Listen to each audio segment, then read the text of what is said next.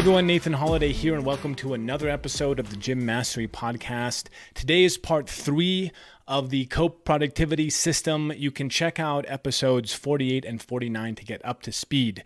But if you've been following along, you now know the simple habit of capturing things in one place consistently can dramatically decrease stress and overwhelm, and how almost by magic you can stop letting things slip through the cracks. But there's a step that absolutely needs to happen after you capture, and this is discipline number 2, organize, and that's what we'll be talking about today. Now, it doesn't sound sexy. It's not sexy, organizing, but it is absolutely essential. Your brain needs to know that without a doubt, what you've captured will be slotted into the right place so you can access it when you want it. If you only capture, you'll just have like an overwhelming list of random items, and this isn't going to help. You need a reliable place to put these items organized into areas or folders or drawers or buckets to secure the ideas or the things that you've captured. When you have your areas defined, you can easily take all your captured items and slot them into the right place. And then you'll know exactly where to find those things and where to go when it's time to work on the project. Your areas in your life or business will be unique to you. And there's an important distinction to be made between areas and next action lists. Now, this idea can be a little confusing at first, so just stick with me and remember, you can listen to this over and over. I listen to things over and over all the time because sometimes I just want to drill in some concepts. But for areas, you already have them, right? They're the big areas of your life, and you can choose what to focus on. You can choose the areas that you want. As an example, in your personal life, you might have health, family, finances, fun, right? Those 4. In your business, you might have members or clients, your team, sales and marketing, admin and finance. And these are just examples, but in this example, you'd have 8 areas overall. Now, you might have projects in those areas also, but don't worry about that right now, because just defining your areas lets you look at them objectively and then work to improve them. You can actually see, you're like looking at the whole project or the area objectively. And like I said, everyone already has areas. It's just about how you want to work with them. Now, next action lists, these are different. Next action lists are quick items, reminders, small loose end type things that pop up throughout your day and that you intend to do within a couple days. Your next action list is your processing machine to make sure nothing slips through the cracks day to day. Now, you can see areas are big things, next action lists are smaller things, and separating these out makes it easier to operate day to day. I recommend having a next action list that is for today and a list that is for what I call quicks and communications. The today list gets everything that needs to be done today or that you need to pay attention to today. And your quicks and comms are the little things that accumulate the small tasks, emails, requests, replies. Each of these items in your quicks and comms might be related to different areas or projects in your life. And you can see how this list can actually close many loops in your life. Now, you go through life and things are popping up and you're capturing. And at the end of the day, you see your list. And I'm going to read out a list here. These are random tasks. And just notice how you feel as I go, as I list these things out. You got to buy something on Amazon. You got a coach that's traveling. You need to update the team to get classes covered. You have a conference in a couple months you got to plan for. You have to email a member back about restarting a membership. You have to text your admin person to set up an account in the system. You got to send your mom birthday flowers. Her birthday's coming up. You have to review your last month's books. You got to approve a t-shirt design. You got to schedule a call with your mortgage broker. You got to launch new gym ads, and you got to dial in your nutrition and training because you've been slacking off. Now, these are all things that you've captured today, right? And listed off like that, it might feel a little overwhelming. Like, what the hell am I supposed to do with all of this stuff? don't worry, because once you've defined your areas and lists, all those things slot effortlessly and immediately become more manageable. There are days when I capture 30 plus items and I'm not special.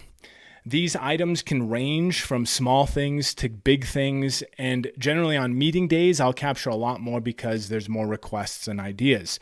But I look at that list at the end of my day before I organize them, and I'm consistently shocked at how much there is on there sometimes and how valuable it is to capture those items and then be able to put them somewhere. Everything on that list was going to come into my life whether I captured them or not, right? They were going to flow through my brain and then probably come back around later to harass me again. But now I capture them, forget about them, and when the time is right, I make a decision about them. And a great idea might be moved into an area or a project. So when I look at that area later, I have all of my best ideas already captured in there. I don't even have to do brainstorming. It's all been over the weeks and I've just been pushing stuff in there. If something's small, I might move them to the right list, like a today or a quicks and comms, to make sure that I see it when I need to see it. So what does the process or the organized process actually look like? And for everything on the capture list that comes into your life, you just simply have to ask, one at a time per task, what needs to happen with this?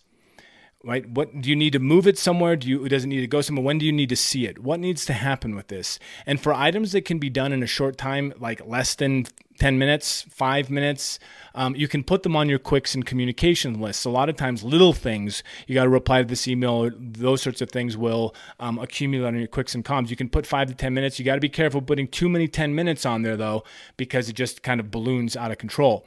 But if the item is big, and not a single or simple action, something like launch new ads, remember that was one of the items that we captured, you would delay that until the week plan. So you would delay even looking at it until the week plan, which is actually discipline number 3, which we'll talk about next time in more depth. But real quickly, you might not want to think about some things you capture during the week until you're ready for next week.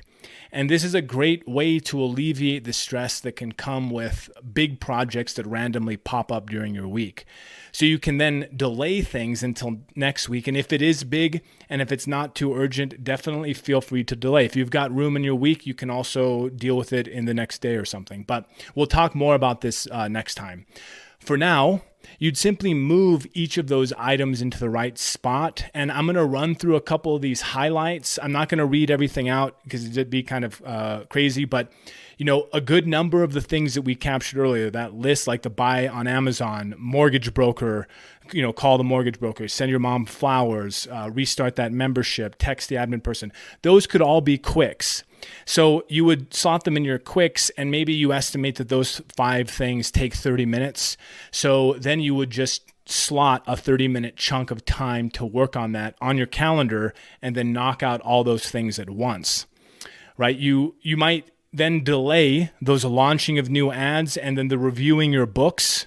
Those 2 things that we captured, you might delay that until next week. It's got to be done, but it's not super urgent. So you delay till next week so you can then take a look at your week and see when doing those chunks would be best fit in the week. And the same thing in your personal life, going to that conference or dialing in your nutrition and training, you might delay those until your week plan. But maybe while you were thinking about your nutrition and training, you just decided that you would go join the AM class in the morning, right? Just to move it forward a little bit. So that might bump up onto your calendar or something like that. So even within that time frame of organize, you might branch off a little extra thing to do. Now, clearing out your inbox, also known as organizing, and you should have one inbox, remember from the capture habit, right? We want one inbox. Organizing that thing should generally happen twice per day. And it should happen at the start and the end of your workday. And I know twice a day sounds like a lot, but it's when you start your workday and when you end your workday, and it shouldn't take a long time. It should take about 3 minutes to process that inbox. You're not doing work when you're organizing. Okay, it's very easy to get sucked down rabbit holes and be like suddenly working for another 45 minutes. You have to take a step back and you have to organize. You are organizing. You're not going to get sucked in. If something's urgent, you put it on your today, you deal with it afterwards, right? This is a discipline, right? And a little bit of time spent up front is going to save you hours and lots of headaches in the long run, right? So the organized process is a discipline, and you must do it every day, or your capture list will grow too large and become daunting and overwhelming, and you'll stop looking at it. I can't tell you how common that is. They get the capture habit, people get the capture habit, it's awesome, but then it's just growing, it's getting big, and then people stop wanting to look at it, and everything's still there, it's good, but it's just getting too big. You got to process it. You just got to do it at the end of your day. So throughout your day and your night, you're capturing items that come into your mind. Then twice a day, you slot them where they need to go. And this teaches your brain that you will not only look at the items, but you're also going to organize them into the right place so you can find them when you need them. Together, these disciplines, the capture and the organized discipline, lay an unbreakable foundation of security. It's the cure for stress and overwhelm. You've got to get clear and complete, and you've got to get organized. Things will stop falling through the cracks. You'll improve your ability to hold integrity at the highest level with yourself and others, and you'll develop skills that actually work. They're just not some gimmick or some flashy technique. It takes time, but these disciplines are super important, and you want to put them in place immediately so you can reap the benefits over the long term, because it does take a while. Don't stop. Keep going, and just remember that it takes time regardless. It's just going to take some time. So in the next installment of this series, we're going to go over part 1 of discipline number 3, which is planning your day. So keep your eyes and ears open for that, and I'll talk to you next time. Thanks so much for listening.